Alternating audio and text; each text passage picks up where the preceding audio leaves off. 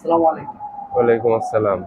Up আপনার কি সমস্যার জন্য এখানে আসছেন? জি ভাইয়া, আমার এই কফি মেশিনটা আহ, ভালো ছিল, বাট হচ্ছে কফি খুব সুন্দর ভাবে বানাইতাম। এখন হচ্ছে প্রবলেমটা হয়েছে এই সুইচটা নষ্ট হয়ে গেছে। দেখা যাচ্ছে যে গতকালকে নিয়মিত কফি বানাইতাম, বানাইতে বানাইতে ওই রকম ভাবে পানি হিটে দিছি, কিন্তু বাট এটা অটো নষ্ট হয়ে গেছে আর ভিতর থেকে পুরপুর পুরপুর শব্দ হচ্ছিল।